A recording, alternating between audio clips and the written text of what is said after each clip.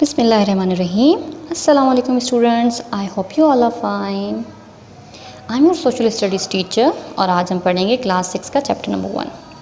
Chapter number 1 का page number 1 हमने कल कंप्लीट कर लिया था प्रीवियस लेक्चर में अपने, और उसमें हमने जो जो चीज़ें पढ़ी हैं आई होप कि आपने वो देखी होंगी, समझी होंगी। Thank you so much for your feedback. उसके बाद फिर है आज हम पढ़ेंगे पेज नंबर 2 पे टाइमलाइन ऑफ अराइवल्स इन सब कॉन्टिनेंट। ये एक टाइमलाइन दिखाई गई है आपको, एक बताया गया है कि किस किस ईयर में, कौन कौन से ईयर से लेके सब कॉन्टिनेंट में कितनी हुकूमतें आई हैं, कौन कौन आए हैं, वो पूरा एक टाइमलाइन आपको बताया गया, जो कि पेज नंबर 2 से स्टार्ट होके पेज नंबर 3 पे जाता है। पेज नंबर 2 पे है, यहाँ पे है 7000 BCE। BCE means before common era, like you can say कि बिफोर करंट एरा। उसमें फर्स्ट सेटलर जो थे पीपल ऑफ इंडस थे। उसके बाद फिर है 2500 BCE the Indus Valley civilization. पहले सेटलर थे इंडस में जो आके रहे, सिंधु में जो आके रहे। उसके बाद फिर द इंडस वैली सिविलाइजेशन बन गई एक। उसके बाद फिर 1750 BCE में है फर्स्ट इन्वेडर्स द आर्यंस। पहले जो थे वो आर्यंस आए। ओके, उसके बाद फिर है 550 BCE में Persian annex the north western part of India to the empire. Persians ने जो है वो इंडियन एम्पायर का जो नॉर्थ वेस्टर्न एरिया है उन पे कब्ज़ा कर लिया था। उसके बाद फिर आ जाते हैं 1750 BCE जो है first invaders of Aryan. First हमलावर जो हुए आर्यंस थे, जिन्होंने जो है वो हमला किया और उसके बाद फिर अपनी हुकूमत कायम की। फिर 550 BCE जिसमें कि Persian annex the north western part of India to the empire. Persians ने नॉर्थ वेस्टर्न पार्ट जो है इंडिया का, उसको अपने एम्पायर का हिस्सा बना लिया, अटैच कर लिया उसको भी अपने एम्पायर में। फिर 565 BCE में founder of Buddhism Gautam Buddha is born. उसके बाद फिर जो बुद्धिज़्म रिलीजन है उनके जो है वो फाउंडर हैं महात्मा गौतम बुद्धा, उनकी पैदाइश हुई थी।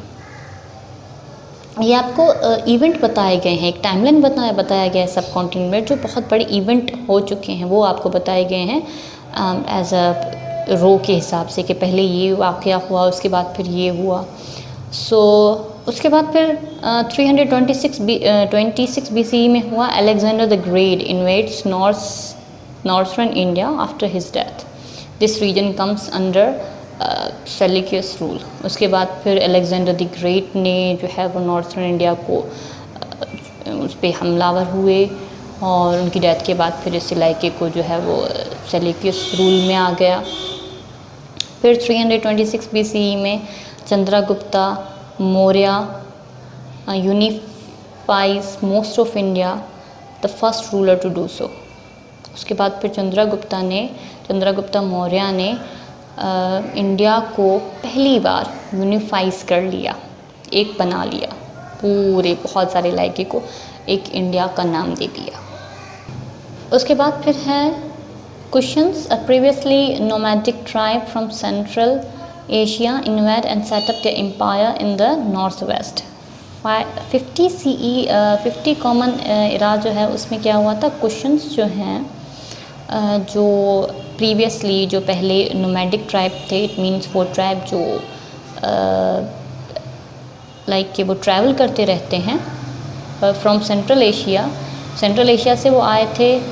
उसके बाद उन्होंने जो है वो हमला किया और फिर उन्होंने नॉर्थ वेस्ट में अपनी एक एम्पायर बना ली। 250 CE में ससनिट्स attack and defeat Kushans.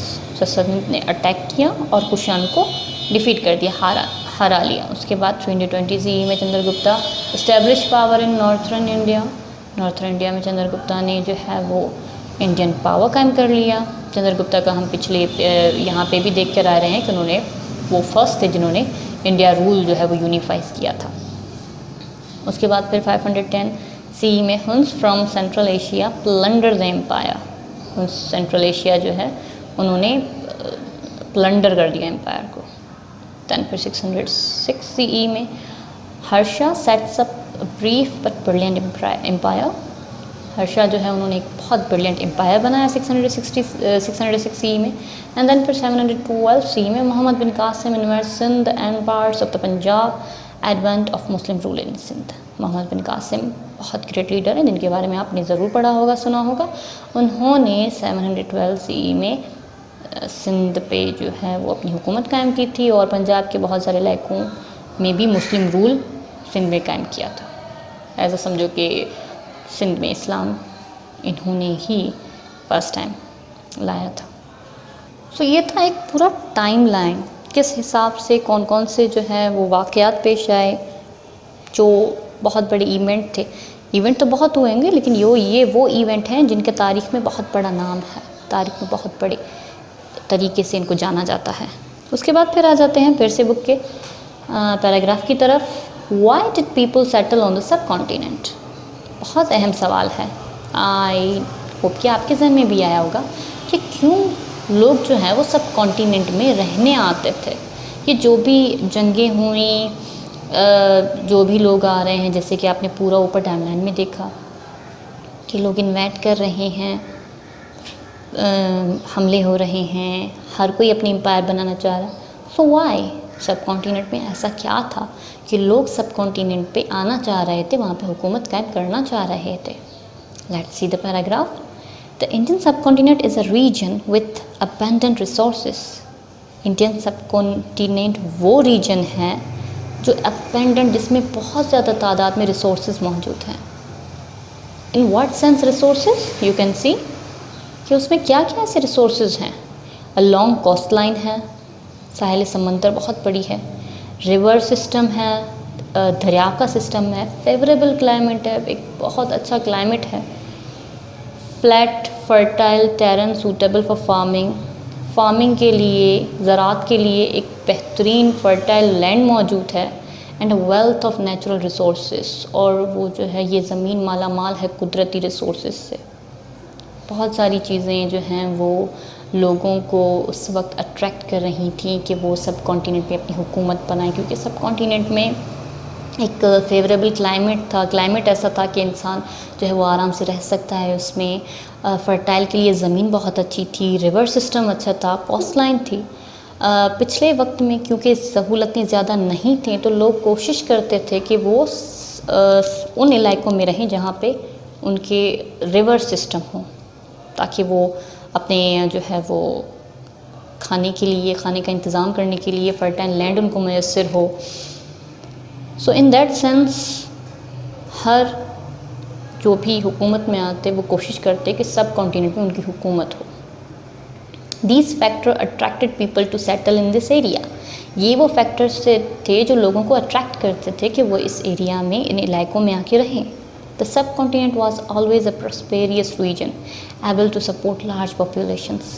Subcontinent बर सग़ीर हमेशा से ही बहुत ही ज़्यादा कामयाब रीजन, कामयाब इलाका रहा है, जो कि बहुत बड़ी पॉपुलेशन को हमेशा से सपोर्ट करता रहा है। So this is not the first time कि सबकॉन्टिनेंट में बहुत ज़्यादा पॉपुलेशन है, लेकिन हमेशा से ही लोगों की यही कोशिश रही है कि वो सबकॉन्टिनेंट में आके सेटल हों, सबकॉन्टिनेंट में अपनी एक हुकूमत बनाएं। ओके, आई होप कि आपको टाइमलाइन अराइवल्स ऑफ सब कॉन्टिनेंट भी समझ आ गया होगा। एंड उसके बाद फिर वाई पीपल क्यों रह रहे थे सब कॉन्टिनेंट में, क्यों ये तमाम जंगें हो रही थी। So if there is any kind of problem you can write down comment section. मैं नेक्स्ट लेक्चर में उसे भी क्लियर करने की कोशिश करूँगी। Okay students, thank you so much. अल्लाह हाफिज़।